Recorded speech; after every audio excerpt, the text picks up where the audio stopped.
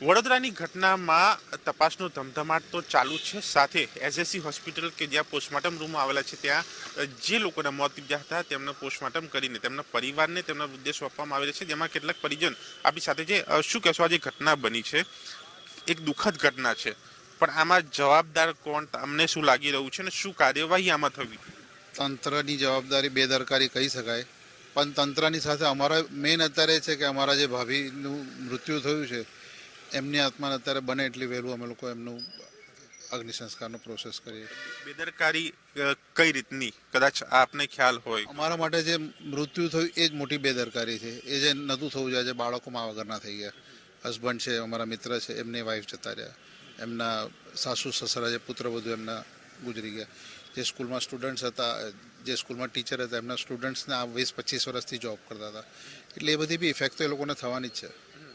આજે બનાવ બન્યો, ઓવરલોડ, વધારે બાળકો બેસેલા, શિક્ષકોએ ના પણ પાડી હતી એવી પણ વાત છે. હવે એ વસ્તુ એ વખત હું હતો ને, એટલે વી કેન નોટ સે એનીથિંગ. સરકાર પાસે, પોલીસ પાસે આપની કોઈ ડિમાન્ડ, આપની કોઈ માંગ, આપની કોઈ રજૂઆત? કશી નહીં. અમારી અત્યારે તો આ છે કે ભાઈ અમારો પ્રોસેસ વહેલો પતે અને એમની આત્માને શાંતિ આપીએ. ગુનો પણ દાખલ કરાયો છે એ લોકો સામે? એ કરાયો છે. એ જે કાર્યવાહી છે એ બધું પ્રોસેસ ચાલુ છે. પ્રોસેસ ચાલુ છે, કાર્યવાહી ચાલુ છે.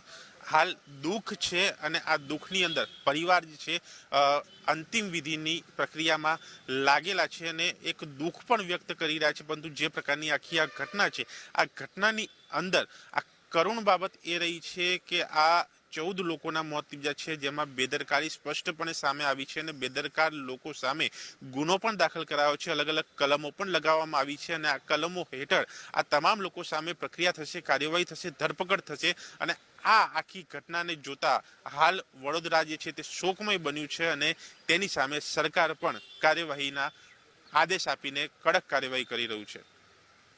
કેમેરામેન રાજેશ સાથે દર્શન રાવલ, વીટીવી ન્યૂઝ, વડોદરા.